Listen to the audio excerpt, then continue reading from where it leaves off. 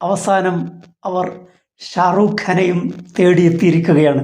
സംഘടനകൾ BJP ഷാറൂഖ് ഖാനെതിരെ കൊലവിളിയുമായി രംഗത്തെത്തിയിരിക്കുകയാണ്. BJP നേതാവായ സംഗീത് സോം ഷാറൂഖ് ഖാനെ വിശേഷിപ്പിക്കുന്നത് തീവ്രവാദി എന്നാണ്. IPL മത്സരത്തിൽ തൻ്റെ ടീമായ കൽക്കത്ത നൈറ്റ് റൈഡേഴ്സിന് വേണ്ടി കളിക്കാൻ ബംഗ്ലാദേശ് ക്രിക്കറ്റ് താരമായ മുസ്തഫിസുർ റഹ്മാൻ പങ്കെടുക്കുന്നു എന്നതാണ് ഈ വലിയ കൊലവിളിക്ക് കാരണം. ബംഗ്ലാദേശിൽ ഹിന്ദുക്കളെ കൊന്നൊടുക്കുന്നു. ആ ഘട്ടത്തിൽ ബംഗ്ലാദേശിൽ നിന്നും ഒരു കളിക്കാരനെ ഇന്ത്യയിലേക്ക് കൊണ്ടുവരുന്ന ഷാറൂഖ് ഖാൻ്റെ നാവരിയുന്നവർക്ക് 1 ലക്ഷം പാരിതോഷികം നൽകാമെന്നാണ് ഹിന്ദു മഹാസഭാ നേതാവ് മീര താക്കൂർ പ്രഖ്യാപിച്ചിരിക്കുന്നത്.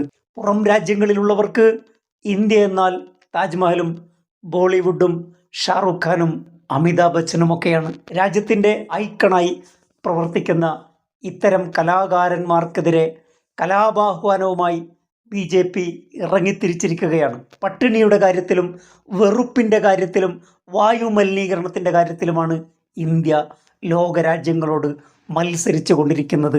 ഇന്ത്യയിൽ ഏറ്റവും ഉൽപ്പാദിപ്പിക്കപ്പെടുന്നത് വെറുപ്പും വിദ്വേഷവുമാണ്. BJPയുടെ രാഷ്ട്രീയ ആയുധം, രാഷ്ട്രീയ ഇന്ധനം, അവരുടെ രാഷ്ട്രീയ ഓക്സിജൻ എന്ന് പറയുന്നത് ഈ വെറുപ്പാണ്. ദിവസവും ഉൽപ്പാദിപ്പിക്കപ്പെടുന്ന വെറുപ്പിൻ്റെയും വിദ്വേഷത്തിൻ്റെയും ക്യാപിറ്റലിലാണ് BJP ഭരണം നടത്തുന്നതും ഭരണം നിർവഹിക്കുന്നതും ഭരണം നേടുന്നതും. ഈ വെറുപ്പ്, ഈ വിദ്വേഷം, അത് ദിനം പ്രതി ടൺ കണക്കിന് ഉൽപ്പാദിപ്പിക്കുക എന്ന ഡ്യൂട്ടിയാണ് ഇത്തരം ഫ്രിഞ്ച് എലമെൻറ്റുകൾക്ക് BJP നൽകിയിരിക്കുന്ന ഡ്യൂട്ടി. അതവർ നിർവഹിച്ചു കൊണ്ടിരിക്കും. സ്വാമി ദിനേശ് ഫലഹാരി മഹാരാജ് പറഞ്ഞിരിക്കുന്നത് ഷാറൂഖ് ഖാൻ്റെ ആസ്തികൾ കണ്ടുകെട്ടണം, ഷാറൂഖിനെ ബംഗ്ലാദേശിലേക്ക് നാടുകടത്തണം.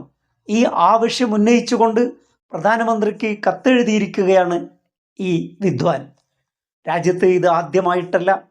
രാജ്യമറിയുന്ന കലാകാരന്മാരെയും ഇത്തരം ആളുകളെയും വെറുപ്പിൻ്റെ ഉപാസകർ എന്നും വിടാതെ പിന്തുടർന്നിട്ടുണ്ട്.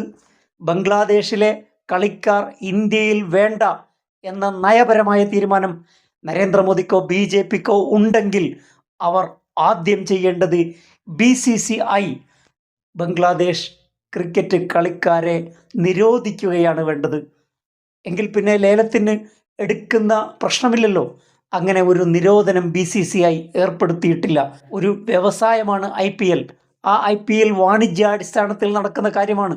ആ വാണിജ്യാടിസ്ഥാനത്തിൽ നടക്കുന്ന IPLൽ ബംഗ്ലാദേശ് കളിക്കാർ വേണ്ട എന്ന് തീരുമാനിക്കാൻ BCCIക്ക് കഴിയില്ല.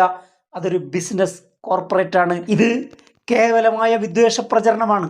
ഷാറൂഖ് ഖാനെതിരെയുള്ള ബോധപൂർവമായ വിദ്വേഷ പ്രചാരണം. ബംഗ്ലാദേശിലെ ഹിന്ദുക്കളോടോ ഇവിടെയുള്ള ഹിന്ദുക്കളോടോ ഒട്ടും അശേഷം താല്പര്യമില്ലാത്തവരാണ് ഹിന്ദുത്വ സംഘടനകൾ.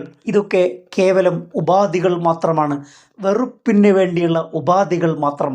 ഇവർ ആരെയും വെറുതെ വിട്ടിട്ടില്ല. രാജ്യം കണ്ട ഏറ്റവും വലിയ കലാകാരനായിരുന്നു, ചിത്രകാരനായിരുന്നു മക്ബൂൽ ഫിദ ഹുസൈൻ, MF ഹുസൈൻ. നഗ്നചിത്രങ്ങൾ പ്രദർശിപ്പിക്കുകയും അവയെ ആരാധിക്കുകയും ചെയ്യുന്ന പാരമ്പര്യം ഇന്ത്യയിലുണ്ട്. പക്ഷേ ആ ചിത്രങ്ങൾ പകർത്തിയതിൻ്റെ പേരിൽ, അത്തരം ചിത്രങ്ങൾ വരച്ചതിൻ്റെ പേരിൽ രാജ്യത്തൊട്ടാകെ ആയിരക്കണക്കിന് കേസുകളായിരുന്നു MF ഹുസൈനെതിരെ സംഘപരിവാർ സംഘടനകൾ നൽകിയത്. നിരവധി കേസുകൾ ഫയൽ ചെയ്തു. തത്ഫലമായി ഈ രാജ്യത്ത് ജീവിക്കാൻ പറ്റാത്ത അവസ്ഥ എത്തിയപ്പോൾ അദ്ദേഹം ഖത്തറിൽ പോയി അഭയം പ്രാപിച്ചു. എന്നിട്ടും അദ്ദേഹത്തിന് തിരിച്ചു വരാൻ കഴിഞ്ഞില്ല. തൻ്റെ രാജ്യം തന്നെ പുറത്താക്കി എന്ന് ബോധ്യപ്പെട്ടപ്പോൾ അദ്ദേഹം ഖത്തർ പാസ്പോർട്ട് എടുക്കുകയും ഖത്തർ പൗരത്വം സ്വീകരിക്കുകയും ചെയ്തു. ഇന്ത്യയുടെ ഒരു വിശിഷ്ടനായ കലാകാരൻ തൻ്റെ ജീവിതം ദേശരാജ്യത്ത് അവസാനിപ്പിക്കേണ്ടി വന്നത് ഹിന്ദുത്വ സംഘടനകളുടെ, വർഗീയ ശക്തികളുടെ പ്രചണ്ഡമായ പ്രചാരണവും അവരുടെ വിദ്വേഷ ക്യാമ്പയിനും വിധേയനായിട്ടാണ് അദ്ദേഹം നാടുവിടേണ്ടി വന്നത്. മറ്റൊരു വിഷയവുമായി അടുത്ത എപ്പിസോഡിൽ. Thank you for watching.